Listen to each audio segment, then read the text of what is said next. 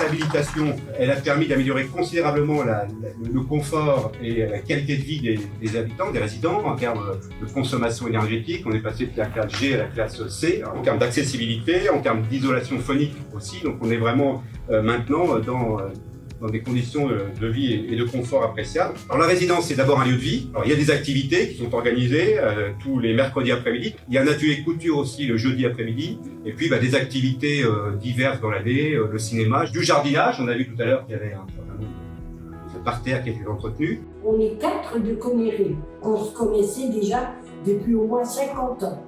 Alors on se retrouve ici, on est 4 à la même table. Et le mercredi, on fait les jeux, la belote. Le département agit aux côtés des collectivités et aux côtés du bailleur social. Et quand on voit une telle réalisation ici à Connerré, avec un engagement des résidents, avec un engagement des jeunes, tout ça, ça a permis en effet d'arriver au projet qu'on découvre aujourd'hui. Merci aux élus et bien entendu, merci à Sarthe Habitat. C'est un plaisir de voir finalement l'attractivité que va donner et qu'a donné finalement les travaux à l'intérieur de cette résidence autonomique. On a pris en considération avec la collectivité, c'est surtout le fait de redonner de l'attractivité au bâti, lui redonner une seconde vie grâce aussi aux travaux énergétiques qu'on a pu faire.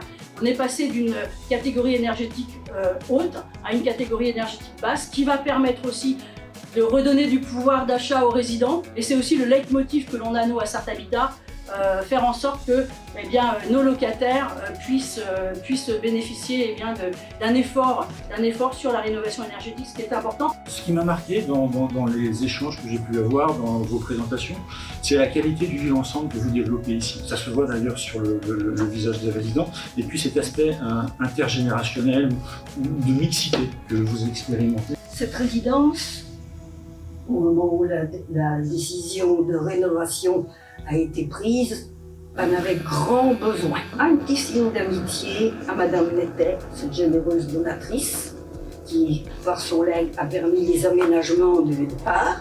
Le CCAS a suivi tous les projets et ce bâtiment-là a donc vécu pendant une quarantaine d'années sur sa lancée. Merci à toutes et tous d'être venus aussi nombreux pour cette inauguration.